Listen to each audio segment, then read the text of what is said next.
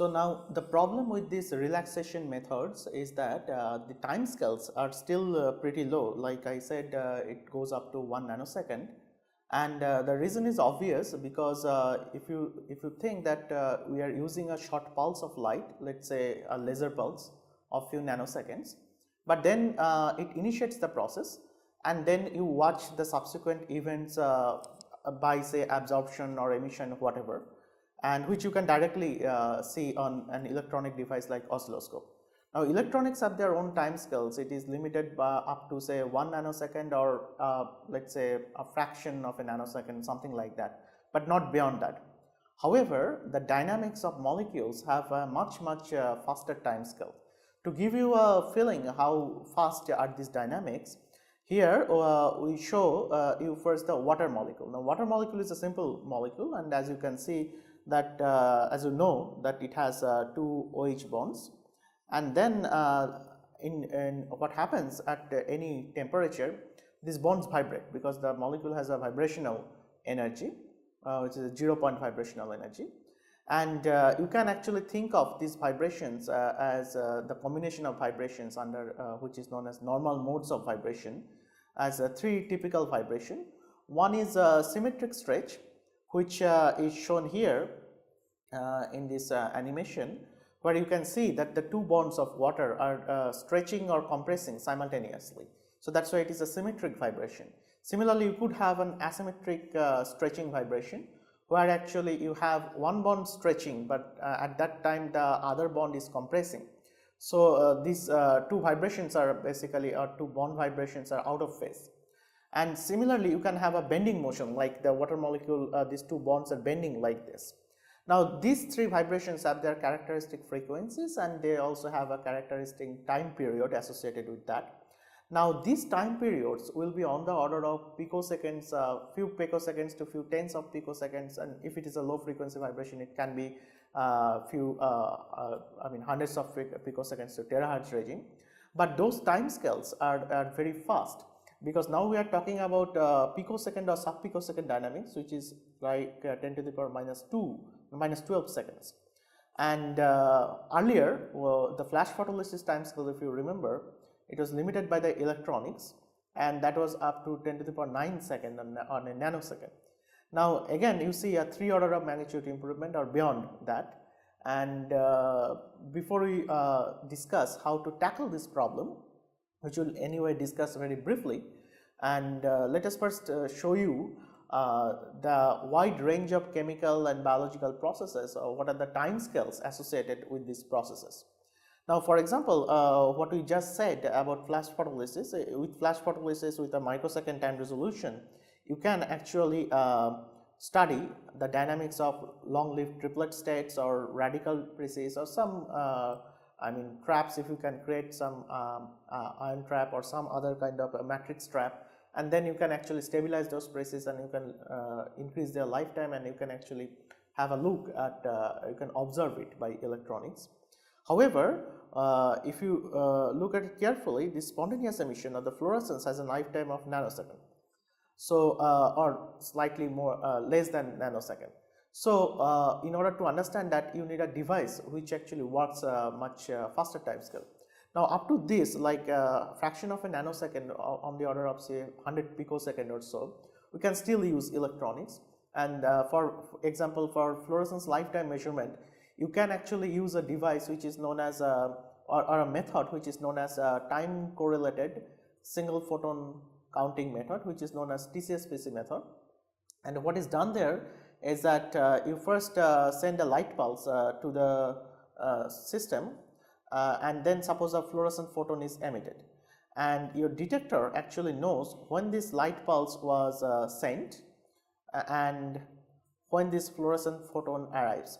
And by actually it's even more complicated than the way I'm saying, because it involves a lot of intricate details of the electronics. But the overall principle is like, you know, when the photon arrived at the sample and when the fluorescent photon emitted, and from that you can actually calculate the arrival time of the photons. If you repeat this experiment for many times, you can actually create a histogram, and from that actually you can calculate what is the fluorescence lifetime, and typically these lifetimes are on the order of 1 nanosecond or so, a few nanoseconds, and the resolution you get for every step is something on the order of say 100 picosecond or fraction of a nanosecond or 0.1 nanosecond or so. So in this case what you do is that you basically count the arrival time of the fluorescent photon with respect to the excitation photon, and you calculate the how many photons are suppose there which arrive at say this time, and then how many photons arrived at this time, and then you create a histogram like this, and if you fit an exponential that will correspond to the fluorescence lifetime. But we can actually apply electronics I mean up to this time scale, but not beyond that. So, but you can see that lot of physical and chemical and biological processes happen which are actually in the sub-picosecond time scale or picosecond or sub-picosecond time scale. For example, charge transfer has a typical time scale of 1 picosecond to 100 femtosecond to 1 picosecond, and vibrational relaxation or vibrational energy transfer or these vibrational motions which we just discussed, they have a typical characteristic time scale of a few tens of picosecond to down to few tens of femtoseconds. Now you need of course a femtosecond pulse which is a much shorter pulse to initiate the process, but still you have a problem, and the problem is how will you observe the subsequent process. Meaning you can, there are two problems always associated here. One is that you need a very short pulse to initiate the process. If you use a longer pulse, let's say I am using a nanosecond pulse to understand a femtosecond process. So during my excitation, because the nanosecond pulse will keep on exciting the system for 1 nanosecond, and during this 1 nanosecond time window, the molecular dynamics will also be over, because as I said that the vibrational motion happen in the time scale of picosecond. So the bond will vibrate 1000 times, say if it has a time scale of 1 picosecond, within a time window of 1 nanosecond it will vibrate 1000 times. So you are actually initiating the process, but you cannot observe it because everything is averaged up. So you want to just you have to just excite the system which is during a time scale which is much shorter than 1 picosecond, and with the advent of these sub-picosecond lasers or femtosecond lasers you can do it. But the question is how will you watch the subsequent events, because electronics also fail in this case. So the trick is that you actually use the light pulse itself to control or to watch these dynamics, and this is usually known as femtosecond spectroscopy. This is one of the great achievements technique wise, and it's a beautiful spectroscopic techniques, and together we call it as ultrafast dynamics of molecules. By ultrafast usually we mean something like which lies in the sub-nanosecond time scale, and it doesn't necessarily mean picosecond or femtosecond. It can be an attosecond dynamics also, which is 10 to the power minus 18 seconds, and today even attosecond lasers are available which can actually enable you to see the dynamics of electronic motions within the molecules or atoms. Now this femtosecond spectroscopy was developed by many scientists like Charles Schank, Robin Hochstrasser, Graham Fleming and Ahmed Zeewald, and there are many others. And Ahmed Zeewald was given the Nobel Prize in Chemistry for development of femtochemistry in 1999.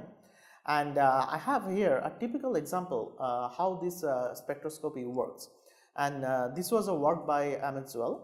And again remember that here the first thing is that I will initiate a photoprocess. Now what I have shown here is a diagram. It's called a potential energy diagram. We'll talk about it in details in the later sections. Now this is typically an energy level diagram of a diatomic molecule, and if you had studied a little bit of quantum mechanics, you know that diatomic vibrations are kind of like you can approximate it as a harmonic motion, and at the bottom of the well. So this is the harmonic potential, as you can see. In reality it will be anharmonic, and then this is the potential in the ground state, and the molecule is a diatomic molecule which is sodium iodide, and this molecule was taken in the gas phase, because sodium iodide you can actually heat and then it can form a gas phase. So then you have sodium atom and iodine atom, and they are doing this vibration. Now it has an interesting energy. So in the excited state, when you excite this sample, so it can dissociate in two different ways. Either actually you can dissociate it in a ionic form, where basically it dissociate as Na plus and I minus, or you could dissociate it as a NaI, where you have Na atom and I atom. So it's a kind of atomic dissociation versus ionic dissociation. Now if you follow this path, you will dissociate into a covalent way, or if you follow this path, you will dissociate in an ionic way. But these are just the details. Now what is done in femtosecond spectroscopy, what Amazuel and co-workers did, is to understand how this dissociation process happens in the excited state. So what they did is that initially you can think when no light is present, the molecules are all in the ground state here, ground electronic state, and then first from the laser he launched a pulse which will excite the molecules in the excited state, and the molecules will all come here. But in the excited state, now they do this vibration. Now vibration of the molecule means actually now that you have sodium atom and the iodine atom, and this is basically a stretching dynamics which we just showed in the water molecule. The water was more complicated because it has 3 vibrations. In this case it is a diatomic molecule, it has only 1 vibration, so it is much more simpler system. And then what happens after certain time, you can actually launch a probe pulse which is shown here, and then the second pulse actually excites the dissociated sodium atoms which is shown here to some excited state, and you have seen sodium lamp on street, and this is the same excitation. So you excite the sodium atom and then you see the fluorescence from the sodium atom, which actually has a very typical wavelength, which is he was detecting at 615 nanometer or something. Now what is this experiment? So I will excite the sodium iodide molecules in the excited state, and then once it stretches, some molecules actually stretch too much that the bond breaks, and it breaks as a sodium and iodine, and then the probe pulse comes and it will excite the sodium atoms to see the fluorescence, and the amount of the fluorescence will be directly proportional to how many sodium atoms I have produced during this dissociation process. Now what Amazuel and co-workers did, he launched the pump pulse, and after certain time he launched the probe pulse, and this certain time they could control just by using an interferometric setup, like you split the pump and the probe and then you recombine, and then in one arm where the probe pulse is going, so that mirror or some reflecting some reflector you just move. So if you can actually move with a very precise delay, that will translate to a temporal delay which is on the order of a fraction of a femtosecond. So you are initiating the process with a femtosecond pulse, and then you are launching another femtosecond pulse which is time delayed with respect to the first pulse. And what I will do is that I will just measure this signal, which is the fluorescence from the sodium, as a function of this time delay. Now let us see the animation, it will be more clear. Suppose first the pump pulse comes, and this is basically the time delay as I am showing in that green arrow. The green arrow is also shown here. It is basically the time delay between the blue pulse and the red pulse. So blue is the pump pulse and red is the probe pulse. So this technique is known as pump probe technique, because you are pumping the system and then after certain time you are probing the system, and you are varying this time delay between the pump pulse and the probe pulse. Now what happens here, let us see the animation. First suppose the molecules are in the ground state, and then you launch a pump pulse that will excite the molecules in the excited state, and moment they go there, so then they move, and some fraction, as you can see, has leaked here. So this fraction means actually some fraction of molecules have dissociated, not all the molecules. And because some molecules will actually come back from this well, and some molecule will leak. There are many details for this potential energy surface. I am not going into the details of that, why some molecules, why there is a fraction of the molecules which are leaking or which are dissociating.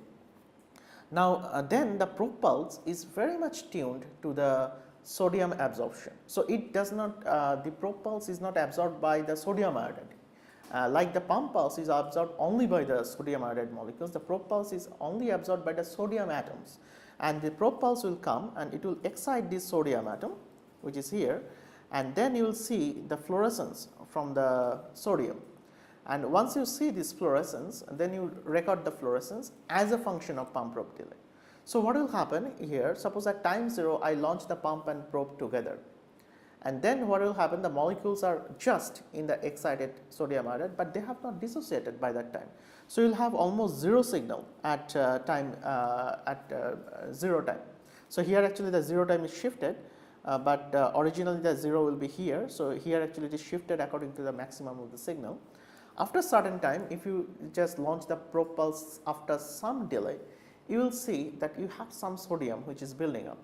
Now you will have a huge buildup of sodium, and that buildup will correspond to at what time it actually dissociated. At that time it will have a maximum number of sodium atoms, and then if you repeat this process, you will see that these molecules, the sodium atom of fluorescence will have an oscillation which will directly correspond to this excited state oscillation. Now what is happening, suppose again in a very simpler word, suppose you had started with 100 molecules each time.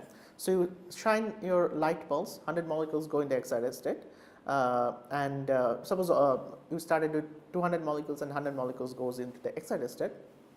Now all these molecules are doing vibrations.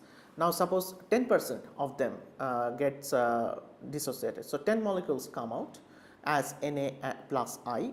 Those 10 molecules you probe with your probe pulse, where actually instead of the molecules you are probing the sodium atom, which is a dissociated product, and then you see the characteristic fluorescence from the excited state that you measure. Now what is happening here, after certain time these 90 molecules are left, they are again doing vibration, again in the next vibration 10% will dissociate. So you see a 9 molecules coming out, okay, and you are left with basically 81 molecules, and then in the next vibration you will get 10% of 81 molecules, something like that.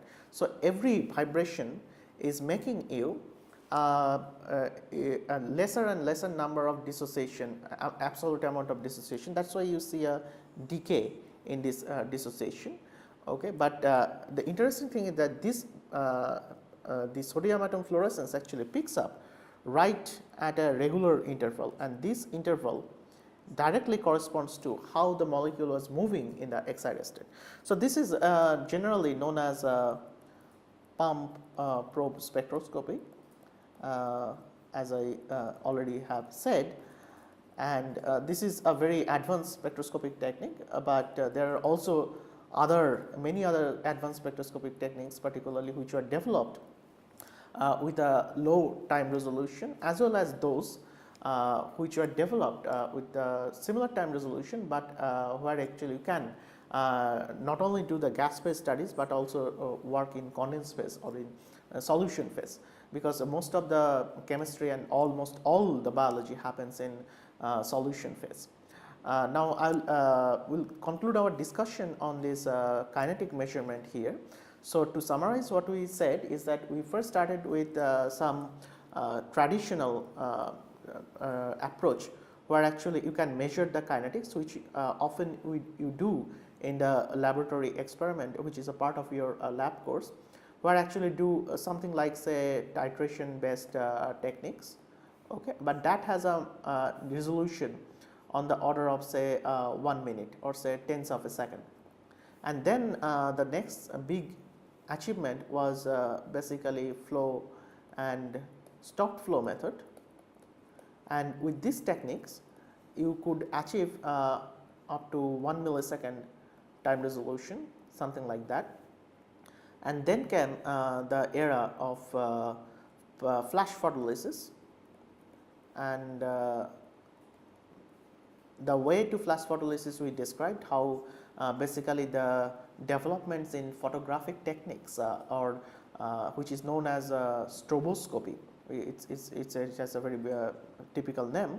Stroboscopy means actually use light pulse light flash to capture fast events, and using this flash photolysis, initially it was achieved with microsecond resolution, and subsequently people went down to 1 nanosecond resolution.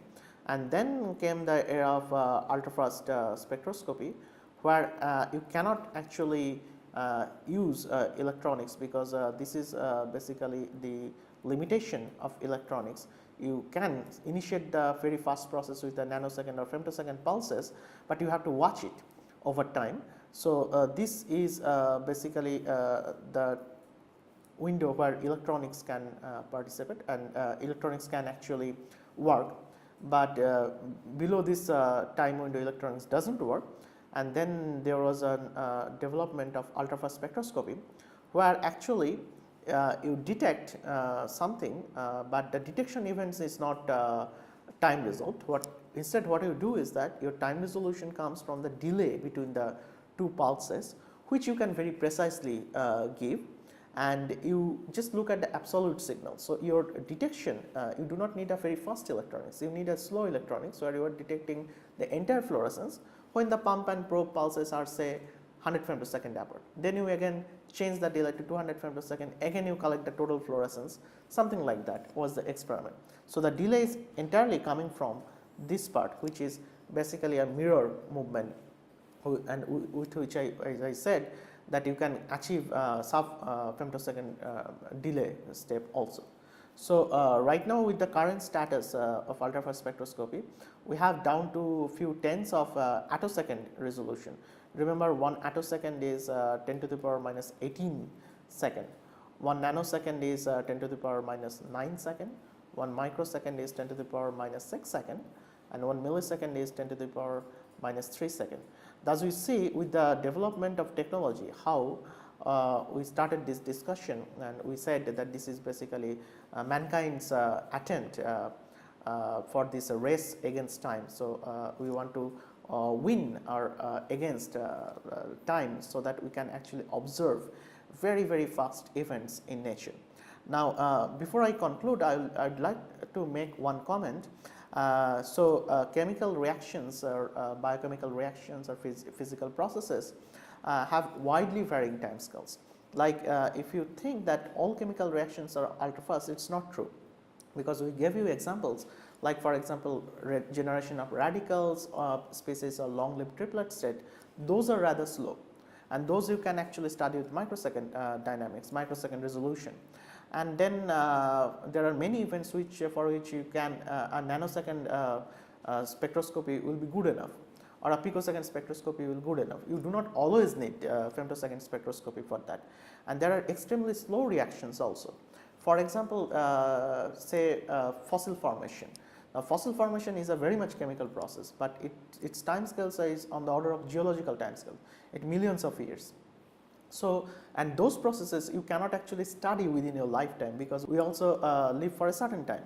So, for those cases you actually try to simulate the experiment, so that actually you see try to actually make this process happen very quickly, so that you can actually study it in real time.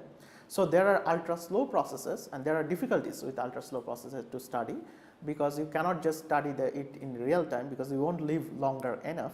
And there are also ultra fast processes, and there are many challenges in ultra fast processes itself.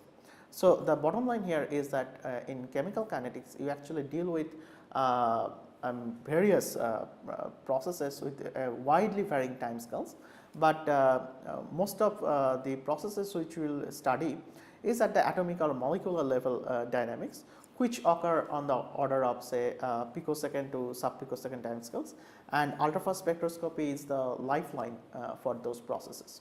Now, we will not further discuss these kinetic measurements, and but we will come back and discuss a little bit about how reactions work when we discuss about the molecular reaction dynamics section. Thank you.